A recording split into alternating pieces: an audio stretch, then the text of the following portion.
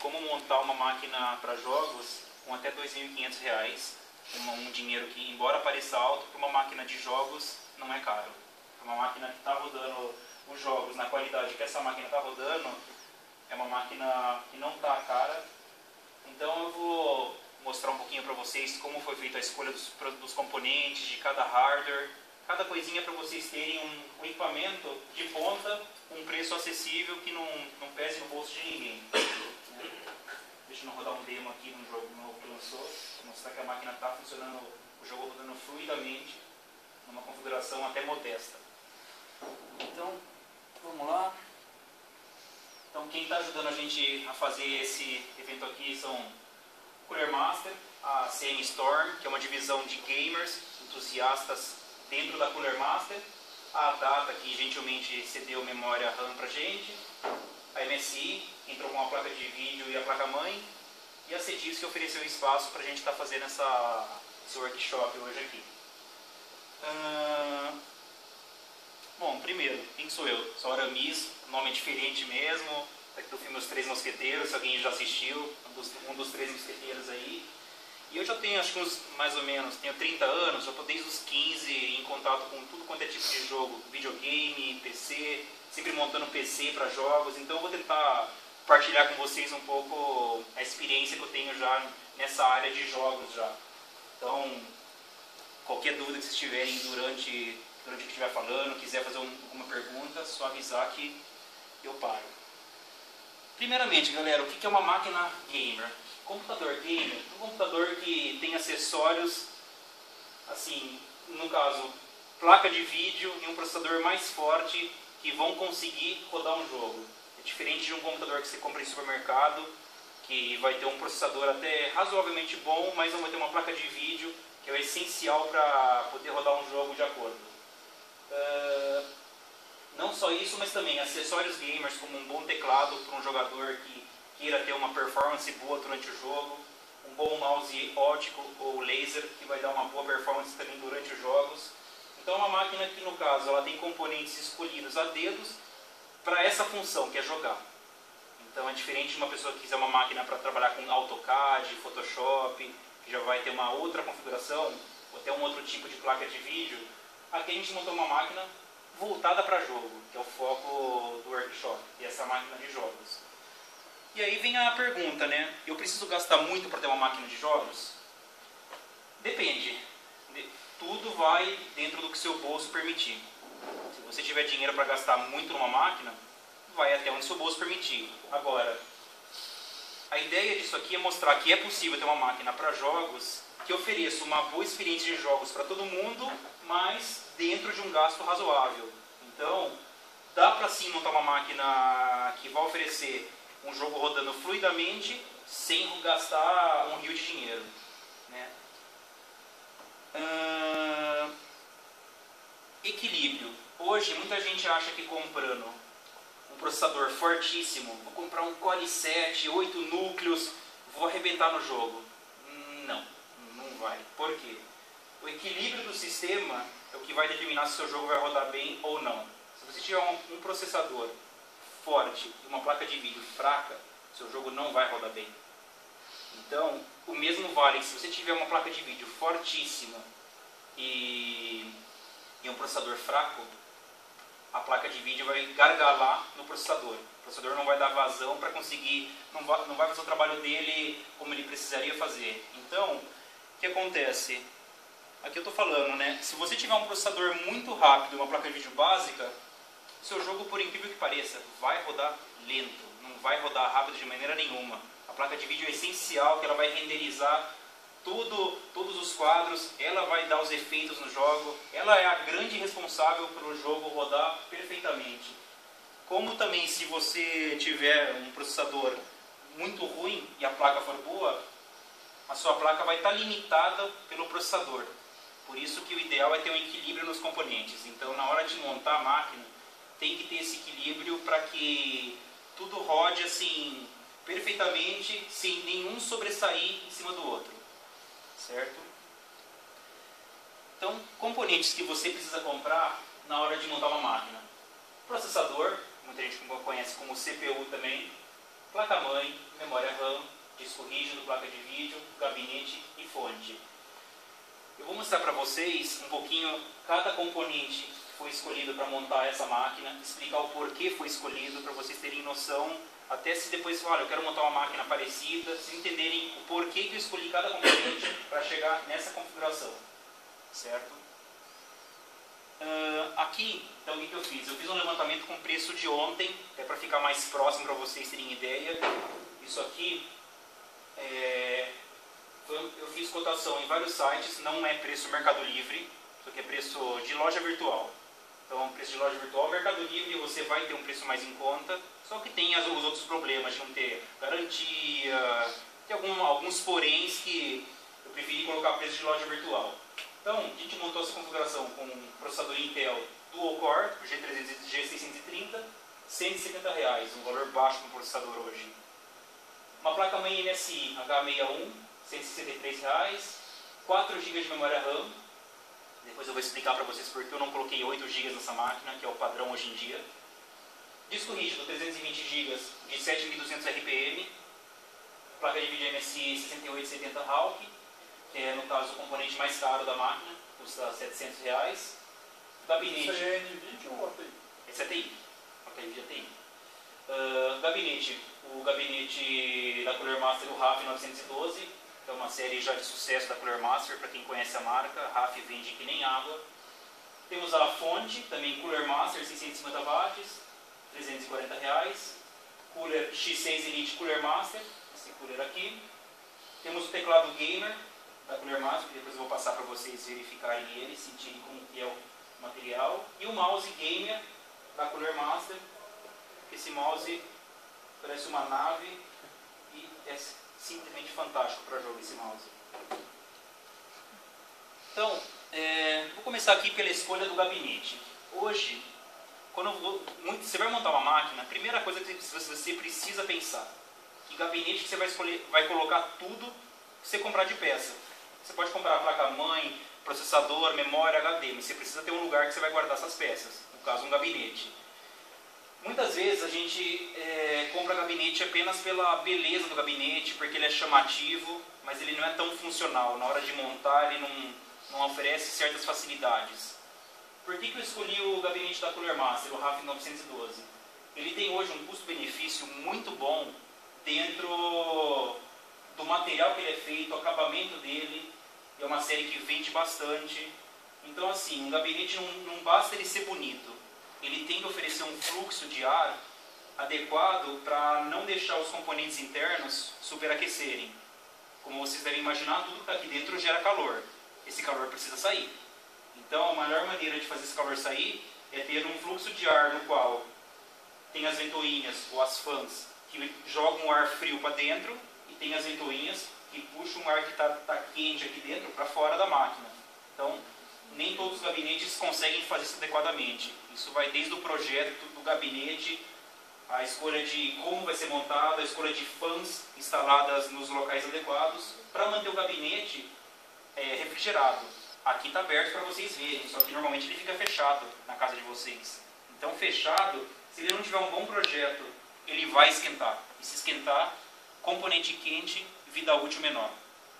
Dependendo da temperatura, não é para trabalhar tudo tão quente. Então, assim, custo-benefício desse gabinete, tem gabinetes parecidos com ele de outras marcas, que custam muito mais caro. Então, nessa faixa de 200 e poucos reais que ele custa, eu acho que ele tem uma grande funcionalidade, ele é frio, ele funciona e eu acho que ele é bonito também, para quem quiser deixar mais à mostra, tem um design mais sóbrio, preto, e tem um acabamento muito bom.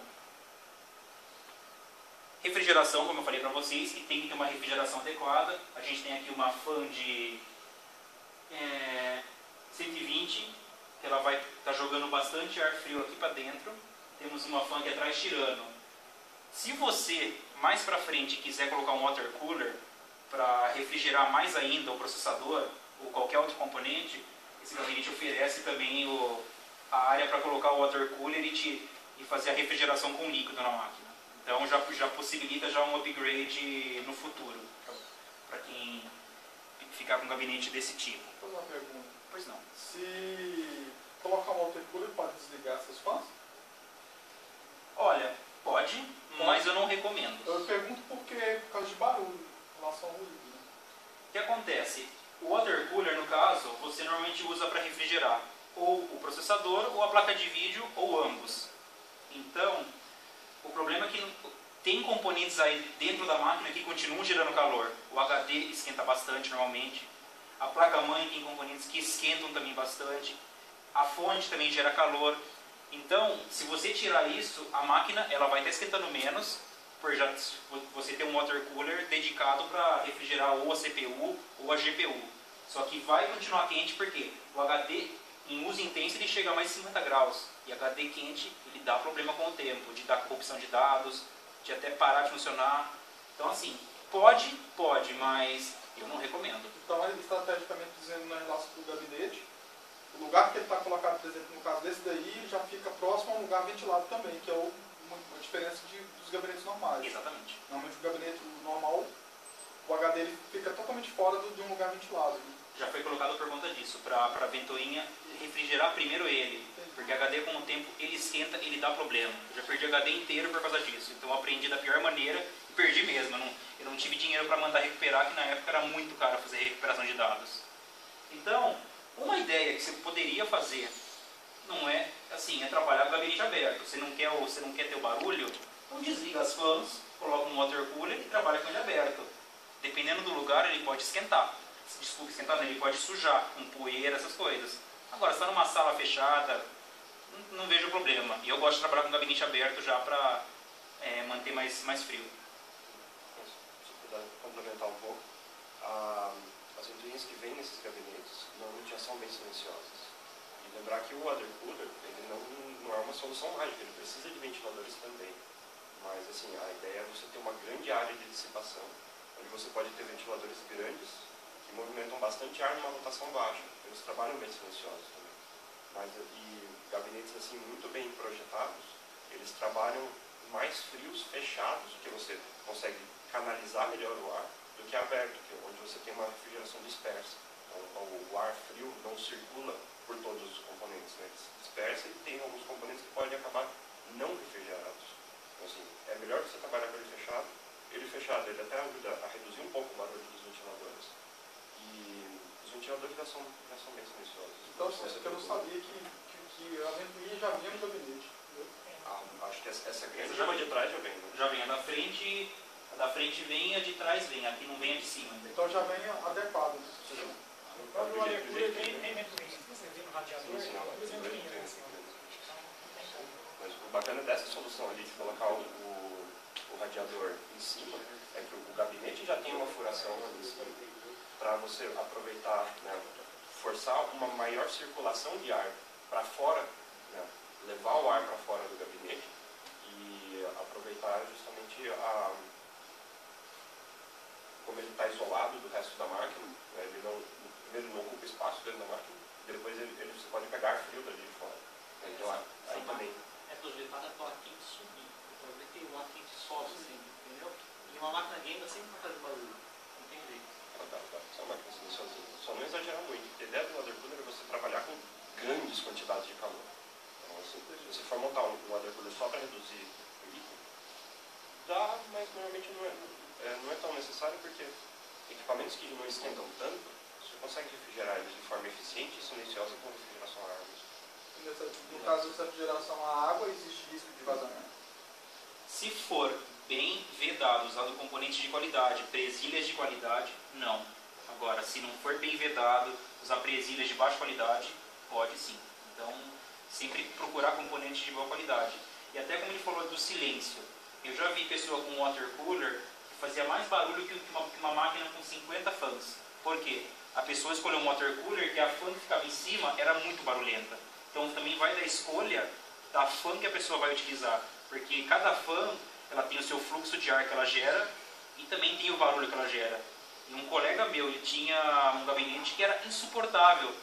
Ele tinha mais ou menos 6 ou 8 fãs para refrigerar o water cooler dele. Então, o barulho que isso gerava era insuportável de ficar perto da máquina. E era um water cooler.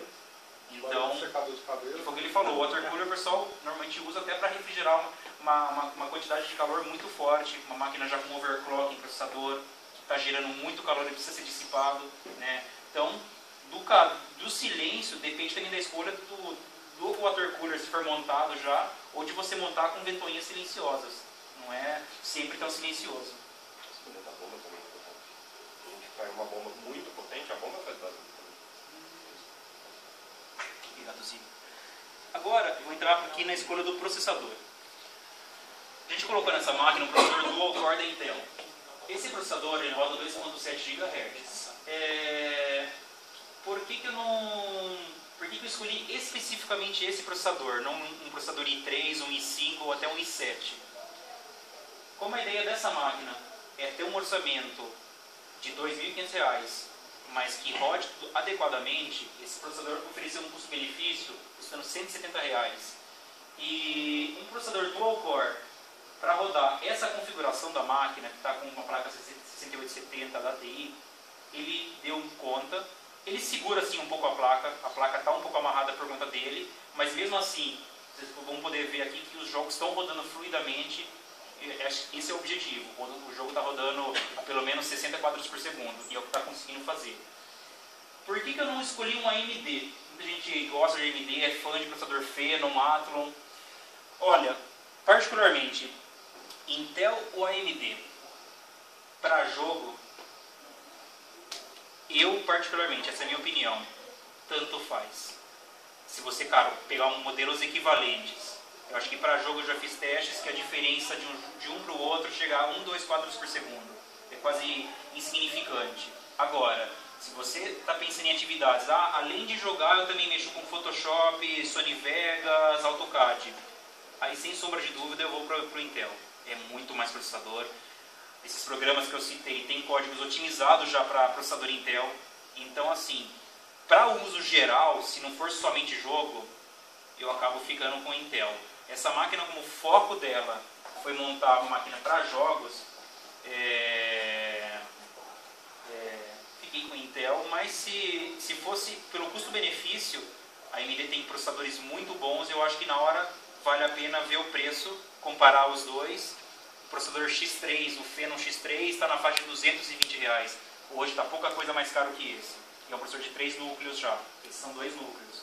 Então, eu acho que assim, se você mexe com, além de jogo, processamento de vídeo, Photoshop, AutoCAD, i3, i5, i7, vai cair melhor para você, porque além de atender bem nos jogos, vai te atender bem nessas outras coisas. O AMD já vai engasgar nas outras coisas.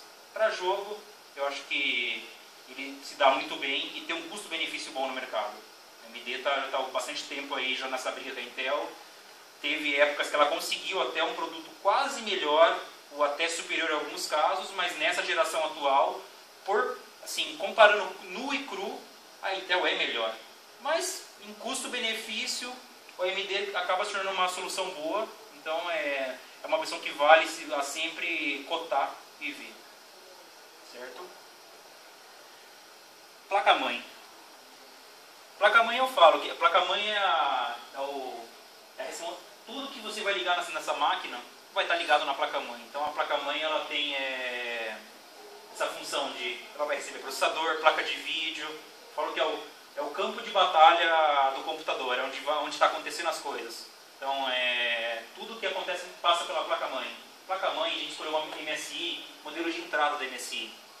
Por que eu não escolhi uma Asus, uma Gigabyte, outras placas também em outras marcas que tem no mercado? A MSI conseguiu fazer com essa placa H61 colocar características muito boas, características que você só vai encontrar em placas mais caras. Então ela conseguiu fazer uma placa de entrada com um custo abaixo de R$200, que oferece um sistema estável. Eu estou uma semana com essa máquina testando já antes de apresentar, para ver se ia ter problema de travamento, de instabilidade. A máquina não travou uma vez sequer. Então, não é porque a placa é barata que a placa é ruim. Tinha placas antigamente, PC Cheats, PC Chips, mas que eu brincava de que chamava PC Cheats, porque era uma porcaria, era barata e era ruim. Então, travava, era instável, superaquecia, queimava. E a MSI conseguiu fazer um trabalho legal com essa placa, de colocar numa placa dessa suporte já ao PCI Express 3.0. Então, as placas de vídeo mais modernas já estão vindo com o suporte ao PCI Express 3.0. Essa placa tem um slot Ela já tem suporte a CPU de 22 nanômetros, suportando os últimos processadores já lançados pela Intel, né? Essa placa também tem uma tecnologia chamada Overclock Tuning. O que significa isso? Se você quer fazer um overclock no seu sistema, mas não está familiarizado como fazer isso, estou com medo de queimar, é um botãozinho que você aperta e a máquina automaticamente ela sobe o clock do seu processador, aumenta a frequência de uma maneira automática. É um overclock automático. Isso em uma placa-mãe abaixo de R$200 oferecia até o momento. A MSI conseguiu incorporar essa tecnologia. Então, para quem quiser dar uma forçadinha no sistema, tirar um pouquinho mais do processador, essa placa consegue. Então, achei muito interessante. E também tem suporte USB 3.0 essa placa, que é o novo padrão de USB. Capacitores sólidos, eles apresentam uma durabilidade maior que capacitores eletrolíticos. Então, é uma placa que tem a tendência dela ter uma durabilidade muito boa. E o preço dela, que claro, custa abaixo de R$200, uma bela placa, uma plaquinha pequena, padrão mini ATX. Se vocês olharem para cá, vocês nem veem a placa-mãe no computador. Vocês veem só o cooler e a placa de vídeo. Está escondida aqui no meio. Uma placa mini ATX, então dá até para montar num gabinete menor. Certo? Placa de vídeo. Essa que é a grande responsável por rodar o jogo. Essa que é uma máquina gamer, é o componente mais importante, ou um dos mais importantes. Placa de vídeo ela tem a função de renderizar os quadros, processar toda a imagem e entregar para você tudo mastigadinho na sua tela, uma velocidade adequada. O que significa uma velocidade adequada? Bem importante isso. Você fala, mas tá, meu jogo está rodando bem ou está rodando mal? Um jogo para rodar bem, quando o jogo consegue rodar até 60 quadros por segundo, que é o objetivo de cada gamer, é ter a máquina rodando um jogo a 60 quadros, o jogo está rodando liso. Um jogo rodando a 15 quadros por segundo, por exemplo, já vai estar rodando mais travado. 30 quadros está um pouco mais fluido, mas não está perfeito. Acho que a experiência ideal para um jogador é que acima de 40 quadros por segundo, variando de 40 a 60, é o objetivo de cada jogador. Que é o que você vai ter num videogame, talvez. O videogame, PlayStation 3, Xbox, os jogos pesados hoje, em certos momentos você vê o jogo dando uma engasgada, que é aquilo porque o console tem aquele hardware limitado, que já foi feito há anos atrás, e o desenvolvedor tem que continuar tirando o máximo dele. O computador você vai atualizando. Então, por isso que já está quase saindo a próxima geração de videogame. Por quê? Porque já está no limite essa geração. Então, o objetivo disso é você ter um jogo rodando fluidamente, rodando liso. Então, 60 quadros por segundo é o ideal. Não é o que você vai conseguir sempre, mas é a experiência ideal. Acima disso, acho que já no meu olho não dá diferença. Para o olho de muita gente dá. Para a minha percepção, 60 quadros é mais do que adequado. Só um comentário. No caso, eu tenho um processador, eu tenho acho que o dual core, eu não lembro se eu acho que é um pouco abaixo a velocidade desse que você colocou. E realmente, como você falou, o balanço que você dá do equilíbrio, no caso, entre o processador e a placa, eu mesmo testemunhei, porque eu não lembro que placa eu tinha colocado na época, mas ela era bem inferior. Aí eu estava tentando rodar o Assassin's Creed nela, na hora da cinemática, assim, principalmente na cinemática, ele dava gargalo. Aí eu coloquei uma GTS 450, um amigo meu tinha recomendado, que era uma placa meio, o custo-benefício dela era legal e realmente deu uma diferença e nem mexi no processador. Isso eu fiquei até impressionado, até falei, que nem você falou, não precisa ter um processador top, nem desde que você tenha É sempre importante você andando mais ou menos equilibrado. Então, você não mexeu no processador, mas só de mexer na placa de vídeo, você já teve uma melhora. É claro que se você começa a subir muito a placa de vídeo e não mexe aqui embaixo no processador, você vai ter um gargalo violento lá na frente. Entendeu? Você vai começar a ter um gargalo muito forte. Mas isso é interessante do computador. Agora eu vou trocar a placa de vídeo. Daqui mais alguns meses, vou juntar mais dinheiro, você não precisa trocar de uma vez. Você vai fazendo trocas de componente aos poucos. E você já sente a diferença num componente que você troca, você já sente uma melhora imediata. Né? NVIDIA, GeForce. Todo mundo acho que conhece muito mais GeForce e NVIDIA do que a TI, a Dell. Acho que todo mundo aqui deve ter uma preferência por GeForce. como que fica a GeForce, né? Por que eu não peguei uma GeForce? Existe, da mesma maneira que existe a briga do bem e o mal entre Intel e AMD, existe a mesma briga da Nvidia com a AMD. Que a AMD, além de fazer processador, ela comprou a TI e faz placa de vídeo, né? Então, essa é uma briga feia hoje em dia. O que é melhor, a TI Radeon ou Nvidia? Olha, para jogo, as duas placas são excelentes. A Nvidia tem algumas vantagens, algumas tecnologias proprietárias dela, que no caso é o PhysX, uma tecnologia que alguns jogos suportam, não são todos, que é uma tecnologia para calcular a física de alguns objetos. Então você vê alguns papéis rodando no chão, alguns efeitos do vidro quebrando e estilhaçando cada pedacinho, que na AMD você não vai ter. Mas em alguns jogos, e alguns não são muitos jogos. A Nvidia tem a placa dela é muito boa, só que historicamente ela é sempre mais cara. Ela é sempre mais cara que a placa da TI. A TI já tem essa postura no mercado de abaixar o preço. Ela oferece um produto muito bom, competitivo, tão bom quanto por um preço menor. Então agora a série top hoje da Nvidia está com a série 600, 680, a AMD tem a série 7970, elas têm uma diferença de preço de uns 200 a 300 reais. Não é pouca coisa, a gente não está falando de 50 reais. Então assim, as duas placas são muito boas, mas vai do que o seu bolso quer gastar. Para jogo, eu acho que por causa da tecnologia PhysX e um joguinho ou outro, o último que eu me lembro que usou a tecnologia PhysX foi o Batman, Arkham City e o Arkham Asylum, para ver alguns papeizinhos rodando no chão, a hora que o personagem anda, levanta um jornalzinho. Eu não sei se eu quero pagar 200, 300 reais para ver só isso. Só isso, é pouca coisa pelo que vai acrescentar. É praticamente o mesmo hardware, então, só essas pequenas... Algumas tecnologias proprietárias, a Nvidia comprou uma empresa que detinha essa tecnologia e incorporou na placa dela. A TI também tem tecnologia de física dela, mas poucos desenvolvedores utilizam, mas ela tem também. Então, equipamento por equipamento, fabricante por fabricante, eu tive as duas placas já, eu estava com uma Radeon 7970, vendi, estou com uma GeForce, mas a minha foi no caso por motivo de estética. As duas são tão bom quanto, mas eu achei uma mais bonita que a outra, uma pessoa queria comprar a TI e eu vendi.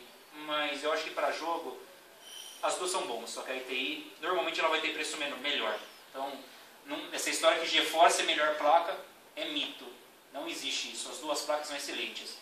A TI tem probleminha sim, a AMD, né, de ter alguns drivers não tão bem otimizados, às vezes com alguns bugs, mas dá pra encarar. Então eu acho que as duas são muito boas, não existe isso de uma ser melhor que a outra, não. As duas são muito boas e competem de igual para igual.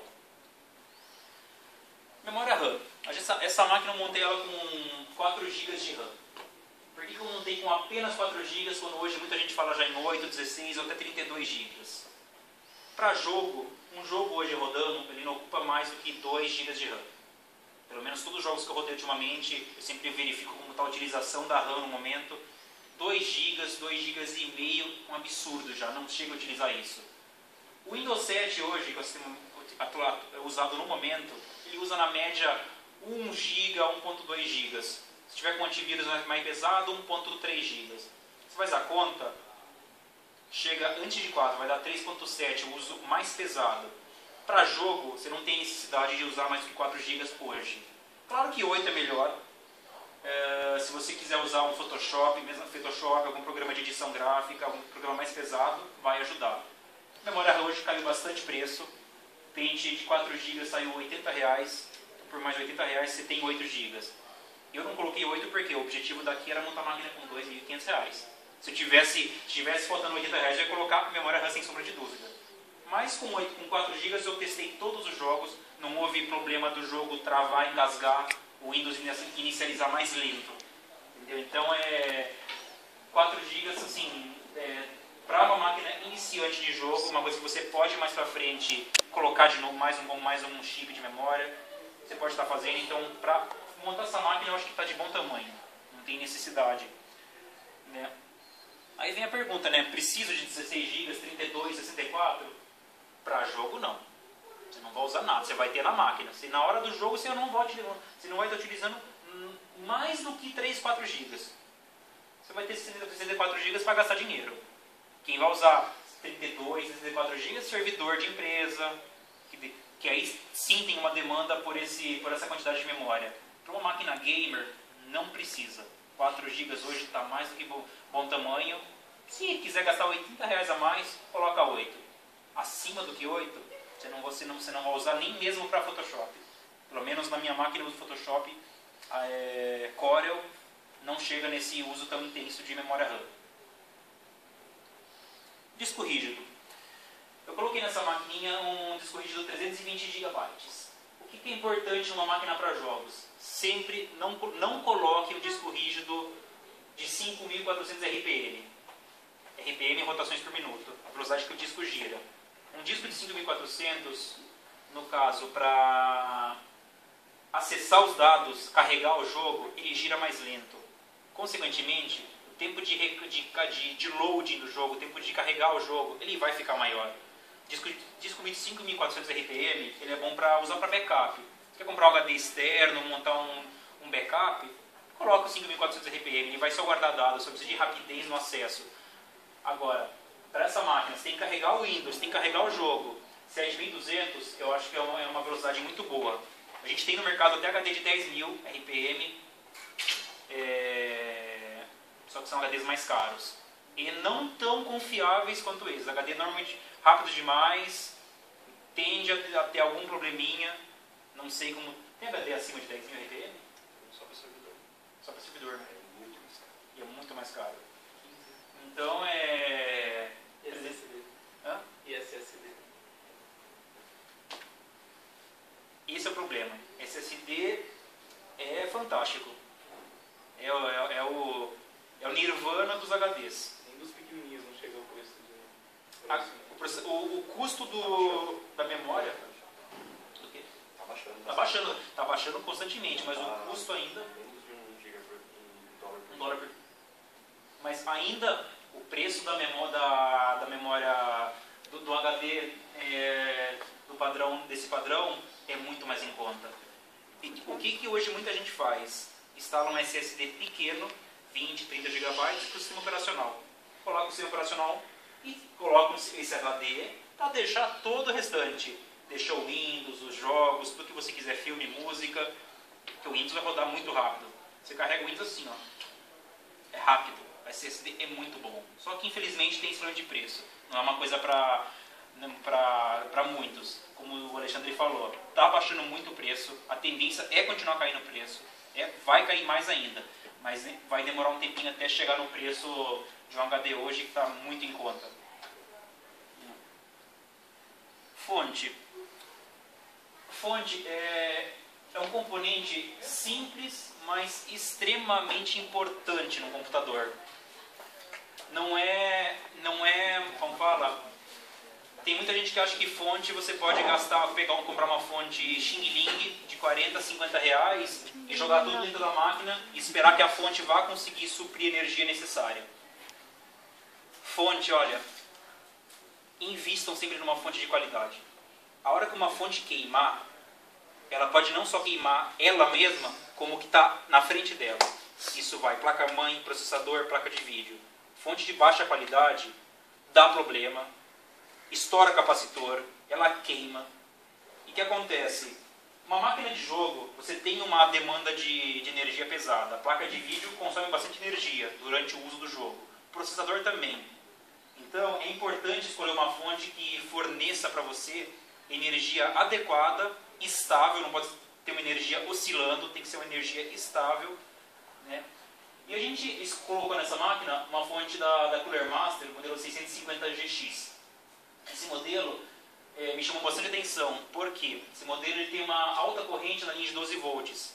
Então, essa fonte você consegue, se quiser, colocar mais uma placa de vídeo nessa máquina, no caso uma placa desse mesmo, uma 6870, e fazer um SLI. Essa fonte consegue suprir essa demanda. Então essa fonte, a Cooler Master foi muito feliz na montagem dessa fonte, porque ela tem um preço acessível, não é tão barato, mas é um investimento. Fonte não é uma coisa que você compra e daqui a um ano você tem que fazer upgrade de fonte. É um investimento que você investe num bom equipamento e vai continuar utilizando a fonte por anos e anos. Então assim, além da fonte ter que fornecer uma corrente alta e adequada, ela tem que ser feita com bons componentes. fontes vagabundas de 40, 50 reais, elas têm capacitores da pior qualidade possível, eles cortam diversos componentes, estágios de proteção na fonte para baratear o custo. Eles não vão vender uma fonte de 30, 40 reais com componentes de primeira, não tem mágica, a conta não fecha. Então vai ter que cortar uma coisa aqui e ali. Uma fonte custa 30, 40 reais e não tem mágica. Então, a fonte tem que ser bem construída, tem que ter um bom projeto, tem que ter componentes de qualidade. E essa fonte me surpreendeu porque ela consegue entregar tudo isso dentro de um valor muito bom. Então, é uma fonte que também ela tem uma certificação 80 Plus, que ela tem uma eficiência energética muito boa. O que acontece? Ela consegue entregar mais energia do que desperdiçar energia. Porque tem um desperdício de energia. Infelizmente tem esse desperdício. E essa fonte consegue entregar uma energia muito, muito bacana. Né? E como eu falei, ela tem o suporte SLI ou Crossfire, né, se for uma placa ATI. Né? Então assim, fonte é um investimento.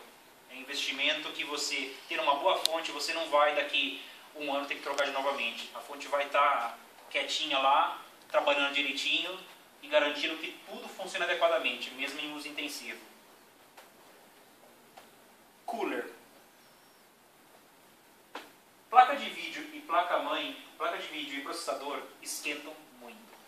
Então, se você não tiver um bom projeto de dissipação para baixar o calor, você vai ter peça queimada. Ou vai travar computador, ou vai começar a ser instável.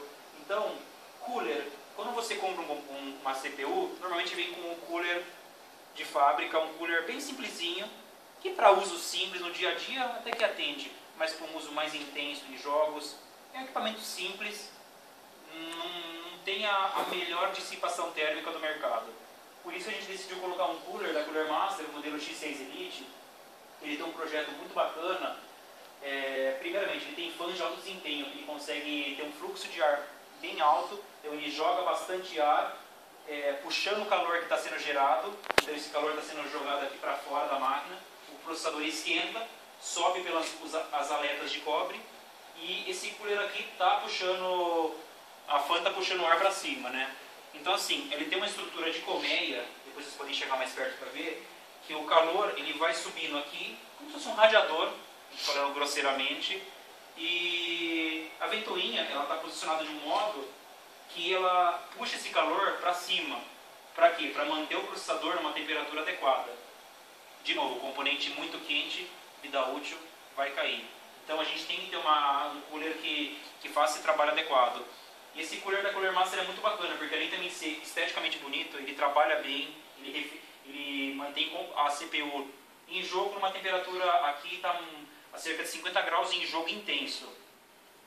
Em sistema normal não está passando de 29 graus. Está muito frio o sistema. Então o trabalho está sendo muito bem feito.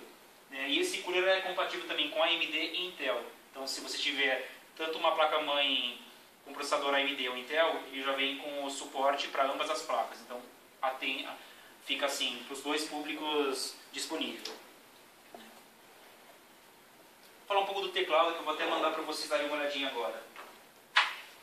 Isso aqui é um teclado que a Cooler Master colocou no mercado. É um teclado mecânico. Não sei se algum de vocês aqui já usou teclado mecânico, conhece teclado mecânico, ou sabe a diferença de um teclado mecânico e um teclado padrão. Teclado mecânico, quem usa bastante? Jogador profissional, jogador sério, programador. Por quê? O teclado mecânico oferece um conforto na hora de digitar muito bom. Ele é confortável, a durabilidade dele é altíssima. Vocês vão pegar na mão, vocês vão ver que é pesado. Vai passando aí.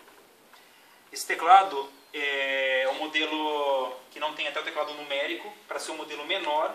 E o que acontece? O teclado normal ele tem uma membrana embaixo dele, no qual você aperta a tecla, essa tecla encosta nessa membrana e faz o contato. O teclado mecânico ele tem um switch embaixo de cada tecla. Você apertou a tecla, você vai ter um barulho característico, que é um switch embaixo de cada tecla. Isso, para um jogador, até para um programador, isso oferece um desempenho muito bom. É um teclado que é durável. Você está jogando. Quanta gente que não deu pancada em teclado na hora H. Ninguém fez isso. Ninguém faz isso, ninguém dá pancada em teclado, né? Então, teclado é uma coisa que você... É um componente que você não deve estar vendo. Um teclado, o material é forte, é rígido, né? E, além de tudo, é uma coisa assim bem técnica. O teclado, esse é o funcionamento do switch. Embaixo de cada tecla tem esse componentezinho que você aperta, desce, né? Então isso oferece uma precisão muito maior, principalmente para o jogador. Então de nada adianta você ter uma máquina montada, rodando perfeitamente, tudo redondinho, se na hora H o seu periférico, o teclado ou o mouse vai falhar, né? Então assim, esse teclado é interessante. Uma coisa que eu até estudei a respeito dele. A tecla dele, ele tem um curso de 6 milímetros até embaixo. Só que a tecla, a partir de 2 milímetros, ela já sentiu o toque. Então você não precisa apertar ela até o fim para ter o toque. Diferentemente de um teclado Xing Ling, R$20. Isso aqui custou R$20, não é nem reais, isso aqui é real. Apertem e vejam a qualidade do material, o peso. Um jogador jogando, você está falando de um jogador já mais sério, um profissional. Essa tecla você tem que apertar até o fim, para ela dar o mesmo comando que aquele teclado dá com a metade do caminho. A gente está falando de milissegundos essa diferença. Só que num jogo, naquele momento mais crítico, já para quem quer ter uma pretensão já mais assim profissional, você nunca vai ver um jogador usar um teclado de baixa qualidade assim. O teclado mecânico ele é durável, ele tem um tempo de resposta muito bom, né? E o conforto dele. O conforto dele, depois que você começa a digitar num teclado assim e no outro, você não quer voltar para o outro. Ele é muito confortável, né? E interessante desse teclado, ele tem o cabo USB destacável, né? Então você não precisa ficar enrolando o fio. Cabo de nylon já, banhado a ouro, né? E por baixo dele, se vocês olharem, tem um caminho para passar o fio, para o fio não ficar espalhado no teclado, espalhado na mesa. Ele passa certinho por um duto, bem embaixo do teclado, então é uma maneira de organizar a sua mesa um pouco. Certo? Mouse. Mouse de novo, a gente vem de novo. Existe mouses e mouses. Existe o mouse Xing Ling, o mesmo irmãozinho desse aqui. Vai funcionar para você trabalhar no Word, na internet, olhar o Facebook. Vai funcionar bonitinho. Agora, se você tem uma pretensão de ter uma boa máquina para jogo, uma máquina, principalmente jogos de primeira pessoa, FPS, jogos de tiro, Battlefield, Call of Duty, e até mesmo já o antigo, mas que ainda faz sucesso, Counter-Strike. Mouse e teclado é o que o jogador mais investe. Hoje a gente tem assim mouses e teclados de diversas marcas e qualidades. Aquela mais famosa, a marca Razer. Mas a Razer, infelizmente, ela tem um probleminha. Não é pro bolso de todo mundo. A Razer é caro. Eu vi um teclado da Razer ontem na internet que ele tem um visor de LCD e custa R$1.500. Porque ele tem um visorzinho para mostrar informações em StarCraft para o jogador. R$1.500 num teclado custa quase essa máquina. Um teclado. Então acho que você tem que ter um equipamento de qualidade, mas com custo também dentro da realidade. Pagar um teclado similar de outras marcas custa R$500 e R$600.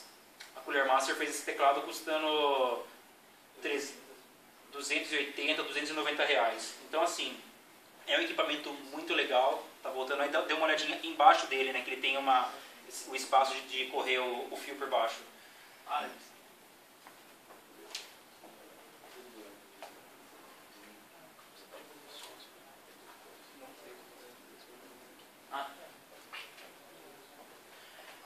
Então, o que acontece? Tem muita marca hoje de teclado e mouse no mercado. Razer, Thermaltake, tem de tudo no mercado de marca. Só que tem preço, que nem tem questão de NVIDIA e ATI. As duas têm produto de qualidade, só que tem preço. Então, acho que é importante hoje ter um produto de qualidade com custo-benefício muito bom. E o custo-benefício desse teclado eu achei muito bom, é confortável, você começa a usar, ele é gostoso de digitar, ele é rápido, né? Então assim, eu gostei muito do produto. E falando do mouse, né? Mouse hoje a gente tem, aquele mouse de bolinha não existe mais, né? Graças a Deus, que ficava sujando por dentro, tinha que ficar passando faquinha para tirar a sujeira do mouse. E aquilo travava a bolinha, você jogava a bolinha nos outros. Então, graças a Deus aquilo sumiu. A gente tem os de mouse ótico e mouse laser. Para jogador, a gente tem que trabalhar sempre com um mouse que tenha uma alta resolução. Porque a velocidade que você mexe na mesa, você vai mexer mais fielmente e mais rapidamente o cursor no jogo. Então, o que acontece? Esse mouse da Cooler Master, ele tem um sensor óptico de alta resolução e ele tem um ajuste no peso e sensibilidade. Você fala, como assim ajuste no peso? Embaixo disso aqui, você tem uma possibilidade de pezinhos de 4,5 gramas, você pode tirar e colocar isso. Então, o que acontece? Você pode estar regulando o peso do mouse conforme a sua mão, conforme o seu estilo de jogo. Então isso eu achei muito interessante, né? Por ter essa possibilidade de tirar e colocar um pezinho, né, dentro do mouse mesmo, para regular o peso. Isso vai de cada pessoa se adapta com mais peso, com menos peso, né? Então assim, isso assim, é uma coisa já muito bacana, né? Esse mouse tem uma resolução muito alta, né, de 5.600 dpi, né? E como eu falei, ele tem também aqui luzes LED nele, ajuste de dpi automaticamente, não precisa nem entrar no Windows nas propriedades, você ajusta pelo próprio mouse a resolução dele. Então, dentro do próprio jogo, se você quiser, você está jogando um jogo de tiro, aí você vai atirar como sniper, que precisa de uma outra precisão. Se você estiver jogando, você ajusta dentro do jogo. Então assim, mouse e teclado. Se você gosta de jogo de tiro em primeira pessoa, é uma coisa assim imprescindível, que tenha um bom mouse e um teclado, né? E conforto, claro.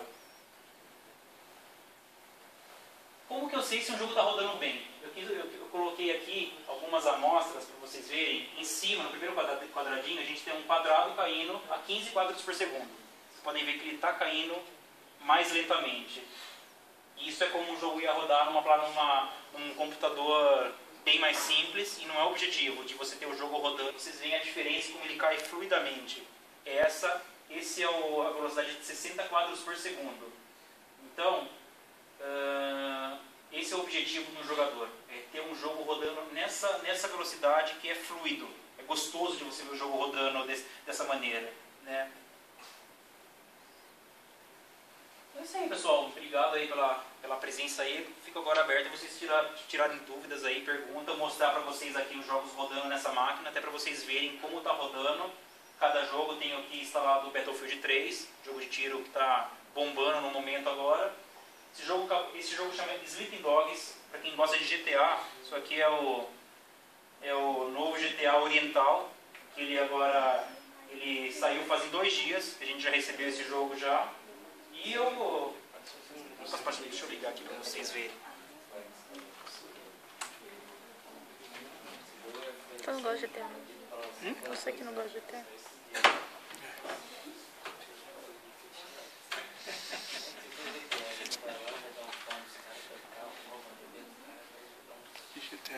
Então eu vou mostrar para vocês aqui agora, dando uma olhada aqui no monitor. O jogo tem uma ferramenta de benchmark que é para verificar a performance do jogo está rodando. Esse jogo tem uma ferramenta que você faz o benchmark dele para verificar como que ele está rodando, né? Quantos quadros, o mínimo de quadros por segundo, o máximo, a média. É um jogo que você vê que tem gráficos assim, bem detalhados, coisas bem vivas, tem bastante efeito, e o jogo está rodando. Eu coloquei uma ferramenta para medir em tempo real aqui, e está rodando 40 a 50 quadros por segundo. É acima do que a gente quer. A gente quer sempre acima de 40, né? Então agora, temos uma cena aqui rodando a 60 quadros por segundo, né? Então é uma coisa que varia bastante. Essa ferramenta, eu já vi em revista falando da medição, mas eu nunca mexi. É só você roda o software e depois você carrega. Exatamente. Eu vou até falar dele depois na palestra de utilização da máquina, porque é muito interessante que você... Como que você sabe se o seu jogo está rodando bem ou não? No olhômetro você não consegue saber. Você tem a sensação que está rodando bem, mas para ter certeza, nada melhor que verificar em tempo real. Essa ferramenta é um software, chama Fraps. Ele mostra em tempo real a velocidade que o jogo está rodando. É um jogo já com gráficos de última geração e está rodando acima de 40 quadros por segundo. Então era o nosso objetivo. Que tivesse gráficos bonitos, não está com configuração baixa, está na configuração alta. Eu vou até mostrar para vocês aqui que o jogo está rodando... Deixa eu acabar o benchmark. está rodando com tudo no high. Na hora de configurar um jogo, você pode também ir nas configurações e colocar os gráficos mais feios e mais simples possível. Você pode fazer isso. Você não vai querer isso você não vai querer um gráfico feio para poder rodar rápido. A ideia é ter um jogo rodando fluidamente, mas com um gráfico bonito. Então, esse é o objetivo da máquina gamer, né? Fazer um jogo de última geração, tá rodando como está nessa máquina aqui, né? Rodando essa cena rodando a 60 quadros por segundo, rodando fluidamente, né? E ó, resultado, a média de todo o teste, o jogo rodou na média 49 quadros por segundo, chegou a bater picos de 84 e no mínimo 24, tudo no high. Textura, resolução, filtragem, todas as configurações estão no máximo nesse jogo. O jogo de última geração, uma máquina de R$2.500. Então é possível sim ter uma máquina de jogos sem gastar um absurdo. Aqui, o que eu deixei instalado nessa máquina também para vocês darem uma olhada. Deixei instalado aqui, ó, tem o Battlefield 3, que é um jogo de tiro do momento, todo mundo adora. Crysis 2, que Crysis, todo mundo que já mexeu em jogo, jogou, já ouviu falar que é um jogo pesado. Ele tinha grande, como fala? Todo mundo queria saber se o computador era bom. Pensava assim, meu computador roda Crysis. Usava ele como medidor. Era um medidor. Crysis é um jogo muito pesado, se tornou uma referência, mas uma referência para saber se o seu computador era bom, né? Por incrível que pareça. Então, Crysis 1 foi um jogo... era bonito, mas também foi mal otimizado. Não era um jogo otimizado da maneira correta, porque até pouco tempo atrás uma máquina fortíssima não conseguia rodar a 60 quadros por segundo. Isso não é normal. Isso é o programador que não fez o dever de casa direito. Esse jogo Crysis 2, a Crytek conseguiu fazer um jogo bonito, muito bonito por sinal. E está rodando aqui, a gente vai mostrar rodando numa máquina que não tem a placa de vídeo mais cara e mais avançada do momento. E mesmo assim, ele está rodando muito, muito fluidamente, né? O Crysis 2, deixa eu colocar para vocês.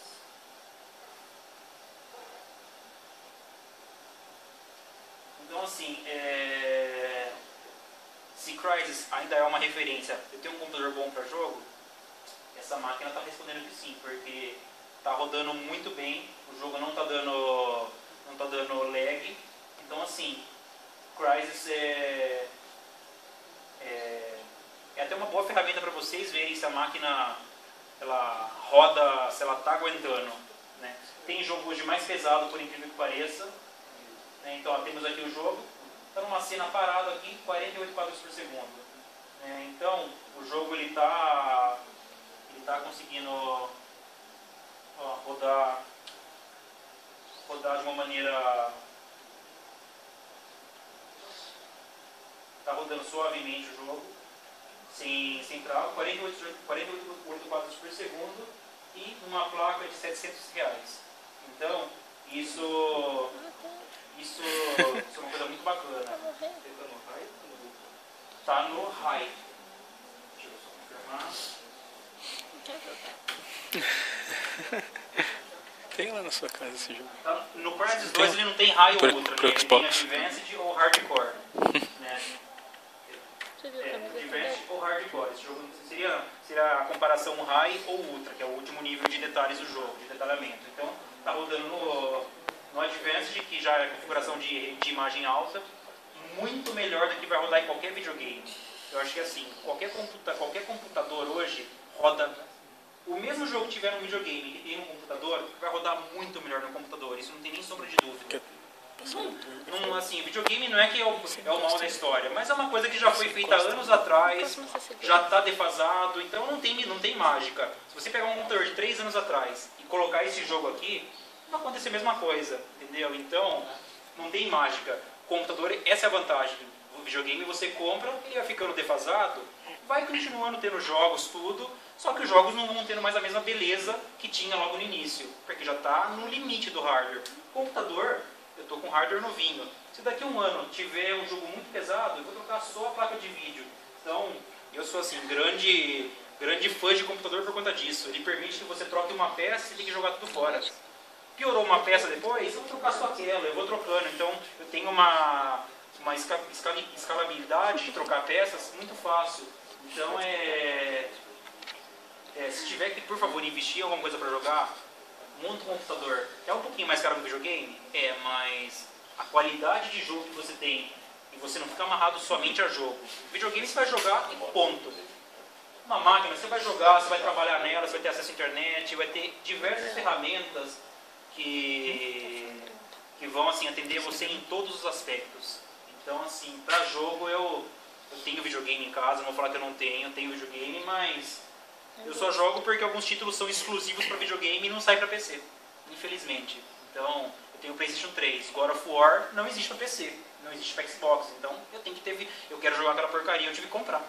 Não teve jeito, não teve segredo. Tem jogos fantásticos, mas só lança para videogame. Até uma forma da Sony fazer a pessoa ter o videogame. Eles não são burros. Mas a maioria dos jogos, acho que 90% hoje, saem para as duas plataformas. Então, a maneira que um jogo roda no computador é muito superior, é muito melhor e oferece uma experiência muito mais enriquecedora para o usuário. Então, o jogo no computador hoje custa R$99, a média, o novo. O de PlayStation está sendo na média de 200 a 220. O mesmo jogo. Então, além de tudo, além de você jogar num hardware mais defasado, que vai ter uma experiência de jogo inferior, você vai pagar o dobro do preço. É que o jogo de videogame, parece que o imposto dele cai no negócio de jogos de azar, me falaram uma vez. Por isso que o de PC cai no software, né? Acho que por isso que não fazia muito sentido, né? Eu falei, o mesmo jogo tem que ter de preço. Era alguma coisa assim, me falaram uma vez. Eu já ouvi falar nesse de jogo de azar, né? Cai na mesma classificação que bebida alcoólica, cigarro e jogo de azar. Enquanto que jogo de PC é software e tem, né? Compra um computador, não agora só videogame. Muita promoção interessante. Steam, o Origin da EA, agora tem um sistema brasileiro chamado Nuvem. Também tem. Você compra o jogo original por, sei lá, 20, 30 reais. Jogo lançamento.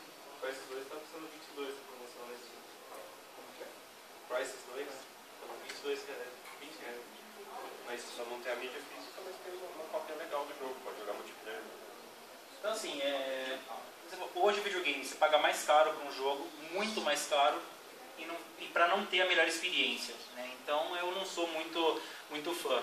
Eu tenho, mas já para uso específico já, né? Então um bom computador montado, com essa configuração do jeito que foi montada, desse jeitinho, não tem experiência melhor que vocês podem ter, não tem mesmo.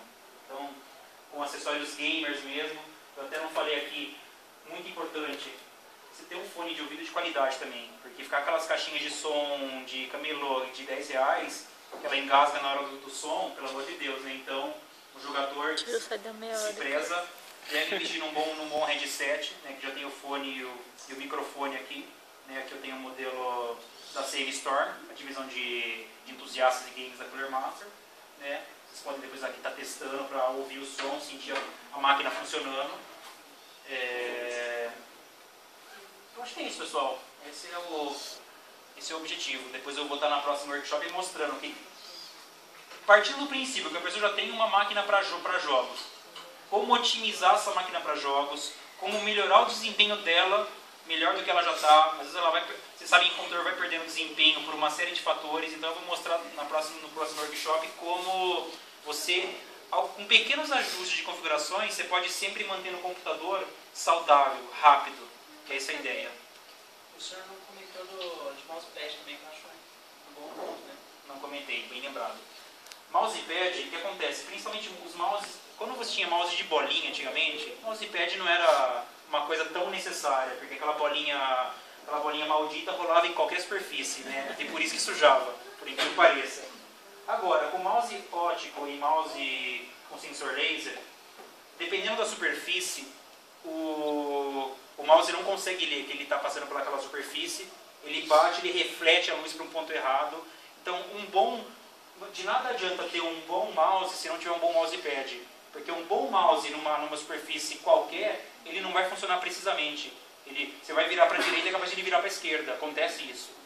Dependendo da superfície até funciona, mas um bom mousepad hoje, ele é importante para quê? você consiga extrair a máxima performance do seu mouse. Senão você vai gastar 100, 200 reais no mouse e vai utilizar ele como se fosse um mouse de 30 reais, porque você não vai conseguir extrair o máximo da capacidade dele. Então, existem bons mousepads hoje no mercado de diversas marcas, assim, até próprios já para sensor a laser, sensor óptico, que estão disponíveis aí. E eu acho importante ter um mousepad de qualidade mesmo. Você tem que ter, você vai gastar 20 a 30 reais e está de excelente tamanho para poder extrair o máximo do potencial do mouse. É isso aí, pessoal. Obrigado aí. Se tiver alguma dúvida...